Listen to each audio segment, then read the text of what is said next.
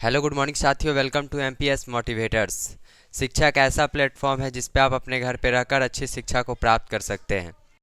चलिए आज हम लोग क्लास 10th के शॉर्ट आंसर क्वेश्चन की तरफ बढ़ रहे हैं। जैसे हमारा टॉपिक जो धातु अधातु चल रहा था वह चलेगा, लेकिन धातु अधातु में ज़्यादा कोई खास टॉपिक बाकी नहीं है कि जिससे आपको ज़्यादा दिक्कत हो। और अब हम लोग वीवीआई क्वेश्चंस, जैसे बिहार बोर्ड एग्ज़ाम 15 फरवरी से घोषित कर दिया गया है, आप लोगों का 15 फरवरी से एग्ज़ाम भी होगा। तो 15 फरवरी से एग्ज़ाम के लिए एमपीएस मोटिवेटर्स को अभी तक आपने सब्सक्राइब नहीं किया है तो इसे आप सब्सक्राइब करें, लाइक करें, दोस्तों के साथ शेयर करें और पॉजिटिव कमेंट भी करें। चलिए आज हम लोग शॉर्ट आंसर क्वेश्चन में केमिस्ट्री का जो हम वीडियो बनाते हैं उसमें हम आपको first chapter, second chapter and third chapter तक हम आपको पहले सब्जेक्टिव क्वेश्चन को कंप्लीट करेंगे। 2 वीडियो मेरा सब्जेक्टिव होगा, उसके बाद अगला वीडियो मेरा ऑब्जेक्टिव होगा, है ना। तो यहाँ से जो एग्ज़ाम तक वीडियो बनेगा वह केवल रिवीजन तौर पे वीडियो बनेगा, जो आपके लिए वेरी वेरी इंपॉर्टेंट होगा एमपीएस मोटिवेटर्स के द्वारा। चलिए हम लोग पहले क्वेश्चंस पे बात करते हैं। देखिएगा, एक क्वेश्चन आया है एग्जाम में, आप क्वेश्चन बैंक में भी देख सकते हैं। यह क्वेश्चन है संयोजन अभिक्रिया। क्या नाम है इसका? संयोजन अभिक्रिया। तो क्वेश्चन आया हुआ था संयोजन अभिक्रिया से आप क्या समझते हैं, एक उदाहरण दे, है ना।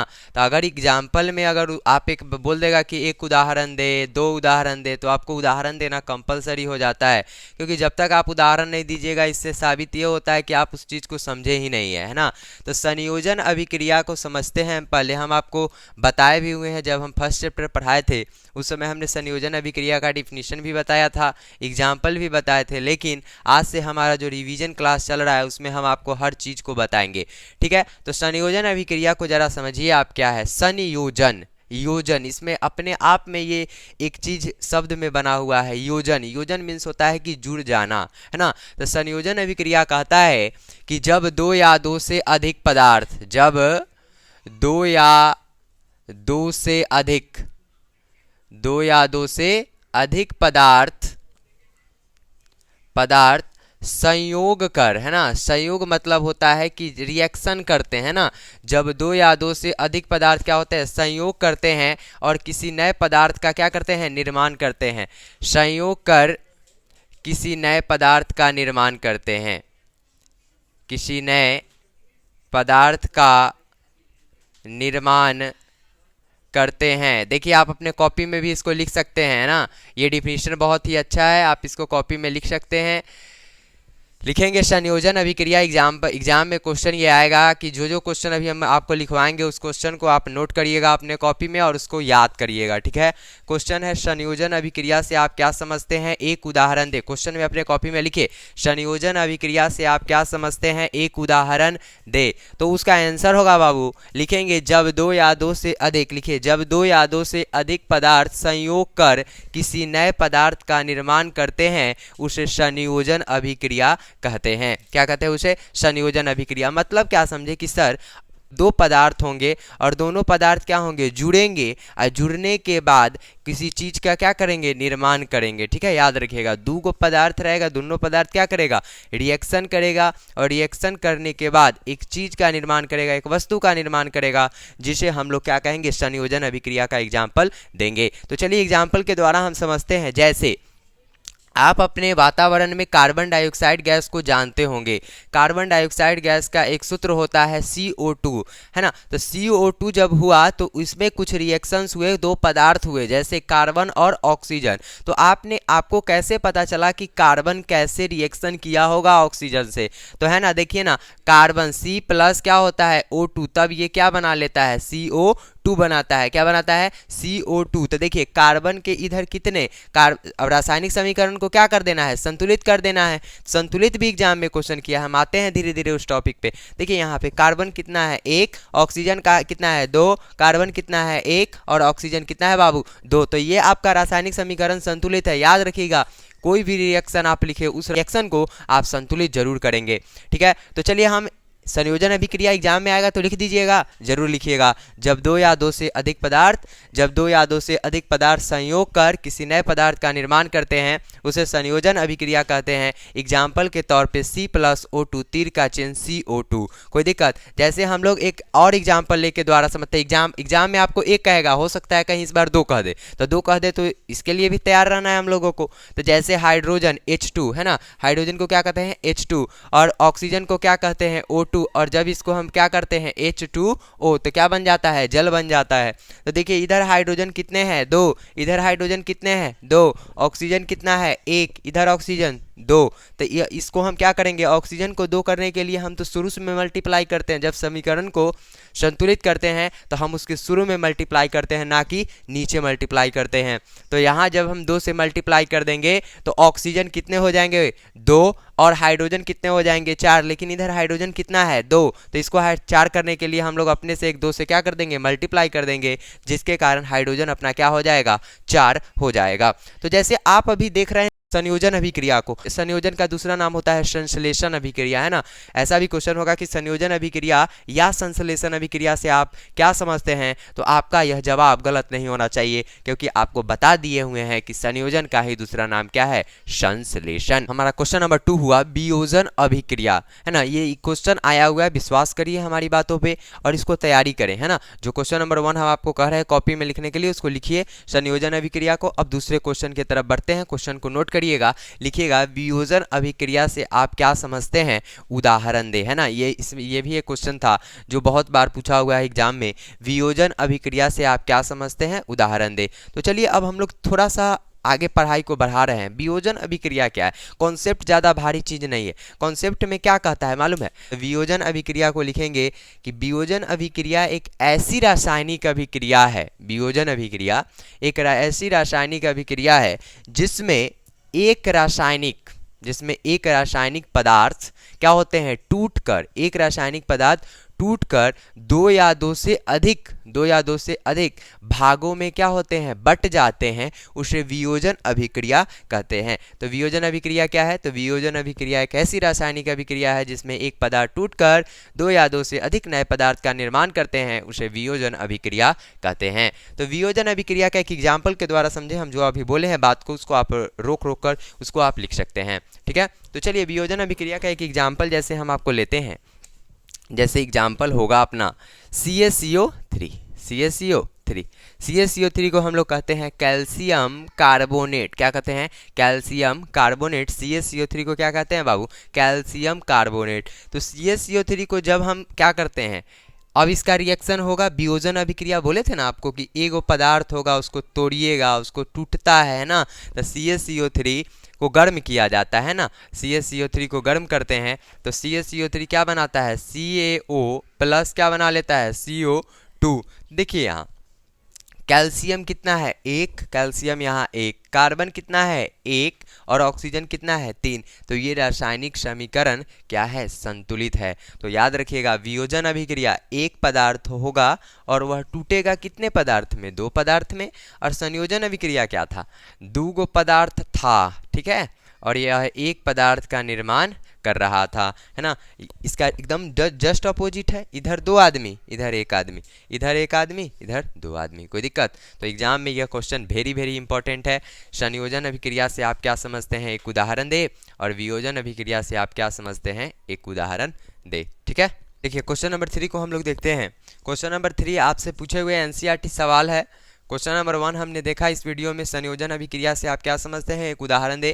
वियोजन अभिक्रिया से आप क्या समझते हैं, एक उदाहरण दे, है ना। क्वेश्चन नंबर 3 को हम देखने जा रहे हैं, जिस क्वेश्चन का नाम है जब लोहे की कील को कॉपर सल्फेट के विलयन में डुबोया जाता है तो विलयन का रंग क्यों बदल जाता है। जब लोहे की कील को कॉपर सल्फेट के विलयन में डुबोया जाता है तो विलयन का रंग क्यों बदल जाता है। तो चलिए आज हम लोग समझते हैं। पहले तो एक बात ये समझिए कि जो कॉपर सल्फेट का विलयन है, यह कॉपर सल्फेट का विलयन का रंग कैसा है ना। तो कॉपर सल्फेट विलयन का रंग होता है नीला रंग। कैसा होता है, नीला रंग। और इसमें लोहा डालते हैं ना, कॉपर सल्फेट का जो विलयन होता है उसमें हम लोग क्या डाल लेते हैं, लोहा डालते हैं। तो देखिए उसका रंग कैसा था, कॉपर सल्फेट का रंग तो कैसा था, नीला था, है ना। कॉपर सल्फेट का नीला रंग था, और वह किस में डाला गया, लोहा में जब डाला गया तो क्या परिवर्तन हुआ, है ना, क्या परिवर्तन हुआ। तो आइए हम इसको एक रासायनिक अभिक्रिया के द्वारा समझे। रासायनिक अभिक्रिया के द्वारा हम आपको एक रासायनिक समीकरण लिखेंगे, उसके द्वारा आपको समझा देंगे और आपको कहेंगे कि वैसे आप भाषा बनाकर भी लिख सकते हैं। ठीक है, तो चलिए समझते हैं। जब लोहे की कील, है ना, लोहा का कोई भी वस्तु होगा तो हमारा एक ही दिमाग में बात चलेगा, लोहा मतलब कि Fe। कोई दिक्कत, लोहा का कील रहे, लोहा का बॉक्स रहे, कोई दिक्कत नहीं है ना, लोहा मतलब कि Fe। कोई दिक्कत। ये आपसे भी एक क्वेश्चन आएगा, लोहे का परमाणु संख्या कितना होता है ना, याद रखिएगा, लोहे का परमाणु संख्या कितना होता है, लोहा का परमाणु संख्या। तो ये लोहा का परमाणु संख्या हमने बताया है इलेक्ट्रॉनिक कन्फिग्रेशन वाले चैप्टर्स में, आप उसको वहां से जाकर देख सकते हैं। लोहा का जो संकेत है क्या है, Fe। ठीक है, लोहे की कील को कॉपर सल्फेट के विलयन में डुबोया जाता है, मतलब कि विलयन में रखा जाता है। तो हमने क्या किया, इसमें रखा कॉपर सल्फेट CuSO4। जैसे एक गिलास कॉपर सल्फेट का विलयन है और उस विलयन में हमने क्या किया है, वो लोहा का कांटी था, वो कांटी को क्या कर दिया, उस विलयन में डाल दिए। ठीक है, अब देखिए क्या होता है, विलयन में डुबोया जाता है तो विलयन का रंग क्यों बदल जाता है। क्वेश्चन भी जान रहा है कि जब विलयन एगो बनेगा ना तो विलयन का रंग कैसा होगा, चेंज होगा। तो ये कॉपर सल्फेट का रंग सर कैसा है, तो सर नीला रंग है। कैसा रंग है, नीला रंग, गहरा नीला रंग। अब जब ये रिएक्शन किया तो क्या किया, कॉपर को विस्थापित कर दिया, कॉपर को हटा दिया। मीन्स क्या कि FeSO4 के साथ मिल गया, किसके साथ, FeSO4 के साथ मिल गया और कॉपर को क्या कर दिया, अलग कर दिया, हटा दिया। कोई दिक्कत। लोहा का कील था, कॉपर सल्फेट के विलयन में क्या कर दिए, डुबा दिए, मिला दिए, और मिलाने के फलस्वरूप हमने बनाया आयरन सल्फेट और कॉपर को क्या कर दिया, अलग कर दिया। देखिए रिएक्शन में एक साइड धातु लोहा क्या था, अलग था, और जब प्रोडक्ट बना तो कॉपर क्या हो गया, अलग हो गया। कोई दिक्कत। तो यहाँ पर सोचिए कि कॉपर जब सल्फेट के साथ था तो उसका रंग कैसा था, नीला, लेकिन अब सल्फेट किसके साथ हो गया, लोहा के साथ, तो इसका रंग बदलेगा कि नहीं बदलेगा, बताइए, समझिए। कॉपर के साथ जब सल्फेट था तो नीला रंग का था, लेकिन अब आयरन के साथ जब सल्फेट हो गया तो क्या इसका रंग बदलेगा, तो सर जरूर बदलेगा। तो लिख देंगे इसका रंग जो होता है हरा रंग का हो जाता है। ठीक है, कैसा रंग हो जाता है, हरा रंग। तो हम इसको लिखेंगे, जब लोहे की कील को कॉपर सल्फेट के विलयन में डुबोया जाता है तो विलयन का रंग इसलिए बदल जाता है क्योंकि लोहा कॉपर को क्या कर देता है, विस्थापित कर देता है ना। ये लोहे ना है कि कॉपर को उठा के उधर बिग दिया, अगर न बिगले रहता तो क्या कॉपर सल्फेट का रंग बदला रहता, नहीं बदला रहता। क्योंकि देखिए ये लोहे बेकार आदमी है जो क्या कर दिया है, कॉपर को उठा के हटा दिया है। अगर नहीं उठाता तो क्या ये होने वाला था, नहीं होने वाला था। तो याद रखिएगा, लिख दीजिएगा कि जब लोहे की कील को कॉपर सल्फेट के विलयन में डुबोया जाता है तो विलयन का रंग इसलिए बदलता है क्योंकि लोहा कॉपर को विस्थापित कर देता है। कोई दिक्कत। तो देखिए यहाँ से क्वेश्चन ये बहुत ज़्यादा इंपॉर्टेंट है, वेरी वेरी इंपॉर्टेंट हमारे लिए यह क्वेश्चन होगा, इसलिए इस क्वेश्चन को आप लिखिए, इस क्वेश्चन को आप याद करिए। कोई दिक्कत। इसको आप देखिए, लाइक करिए, शेयर करिए दोस्तों के साथ कि आपके दोस्त भी इस चीज़ का फ़ायदा ले सके। उदाहरण दे, जहाँ पे उदाहरण कहेगा ना इसका मतलब ये होता है कि आपने उस रिएक्शन को अच्छा से पढ़े हैं कि नहीं पढ़े, यही साबित करता है। ठीक है, तो चलिए देखते हैं। रासायनिक समीकरण कहता है कि जब आप रासायनिक अभिक्रिया हो रहा था, है ना, रासायनिक अभिक्रिया हो रहे थे और उस रासायनिक अभिक्रिया के पहले क्या लिखा जाता था, हाइड्रोजन को जब हम क्लोरीन से अभिक्रिया कराते हैं तो हाइड्रोक्लोरिक अम्ल प्राप्त होता है, ये लिखते थे पहले वाले में। तो लेकिन क्या किया, केमिस्ट्री ने इस चीज़ को हटाया, कहा कि हिंदी को इतना लिखने में समय भी लग रहा है, क्या समय भी लग रहा है, पेज भी ज़्यादा लग रहा है, हमारा समय भी बर्बाद हो रहा है। तो अब ऐसे थोड़ी ना है कि मान लेते हैं कि ई लिखा हुआ है H2+O2 और तीर का चिन्ह हो गया H2O, अगर ये नहीं रहता तो सोचिए ना क्या लिखते आप, हाइड्रोजन को जब ऑक्सीजन से अभिक्रिया कराते हैं तो जल बनता है, आप यही ना लिखते। तो लिखते हम यही, लेकिन क्या हुआ, यही रासायनिक समीकरण का देन है कि आप ऐसे तरीका में इसको लिखकर क्या कर दे रहे हैं, जल्दी से जल्दी कर दे रहे हैं। कोई आदमी लिखे तो हाइड्रोजन ऑक्सीजन से अभिक्रिया कराता है, जल बनाता है, आप लिख दीजिएगा, 2 शब्द लिखना है, हो गया काम कंप्लीट, कोई दिक्कत। तो बहुत बड़ा बड़ा रिएक्शन को हम शॉर्ट भी कर सकते हैं। तो आइए, रासायनिक समीकरण कहने का यही उद्देश्य था कि रासायनिक अभिक्रिया हो रहे हैं और यदि हम उसको क्या कर दे, संकेत या सूत्र की सहायता से लिख दे। रासायनिक अभिक्रिया को जब हम संकेत या सूत्र की सहायता से लिख देते हैं तो उसे हम कहते हैं रासायनिक समीकरण। तो जैसे सोचिए, H2 को क्या कहते हैं, हाइड्रोजन, H2 को क्या कहते हैं, हाइड्रोजन, और क्लोरीन Cl2 को क्या कहते हैं, आपको पता है, क्लोरीन। और जब ये रिएक्शन करता है तो क्या बनाता है, HCl, क्या बनाता है, HCl। तो HCl क्या है, हाइड्रोक्लोरिक अम्ल, हाइड्रोक्लोरिक अम्ल।